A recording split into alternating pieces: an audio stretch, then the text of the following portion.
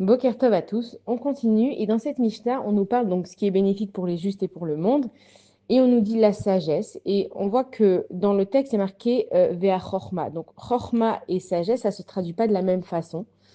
Et en fait, si on veut la sagesse, c'est magnifique parce que ça s'appelle Lev Shomea, c'est-à-dire que Shlomo Améler, quand qu'il était roi, Kadesh Baruch Hu, il lui a dit, tu peux choisir trois choses. Il lui a dit, tu peux choisir la sagesse, tu peux choisir de vivre longtemps et donc de régner longtemps, ou tu peux choisir de gagner toutes les guerres que tu vas avoir. Et Shlomo Améler, il a choisi et il a dit qu'il voulait un lev shoméa. Un lev shoméa, ça s'appelle la sagesse. Ça rejoint aussi la chorma qui est l'intelligence.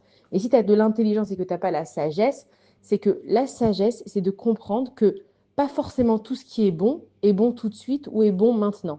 Ça veut dire que dans la vie, on a plein d'événements qui arrivent autour de nous et on peut être très intelligent. Voilà, une personne, elle va investir, elle a investi très intelligemment. Et la sagesse, ça aurait été de justement investir, oui, mais pas tout ton argent pour investir quelque part ailleurs.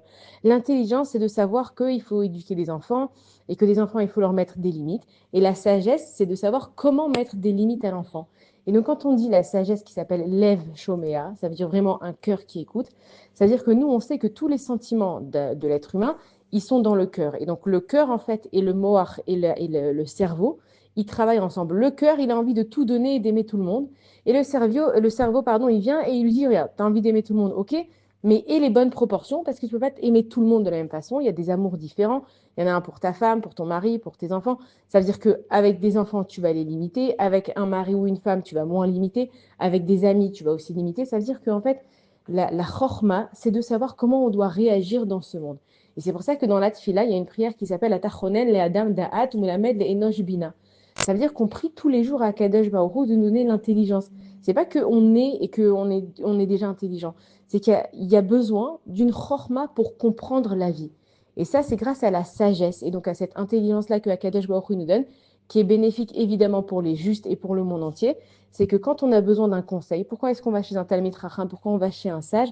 Parce que justement, le mot sage du mot sagesse aussi, c'est que justement, il a cette sagesse de pouvoir calmer des fois un esprit, de pouvoir nous apaiser avec ses mots, de nous donner des bons conseils qui viennent de la Torah. Et donc, quand on dit que c'est bénéfique, c'est vraiment ça. C'est qu'il faut prier tous les jours dans notre tfila, donc c'est pour ça que les mots, ils ont déjà été préécrits, qu'Akadash Baruch Hu, il nous donne la sagesse et l'intelligence nécessaires pour savoir comment réagir face aux événements de la vie, face à notre vie. Bonne journée à tous.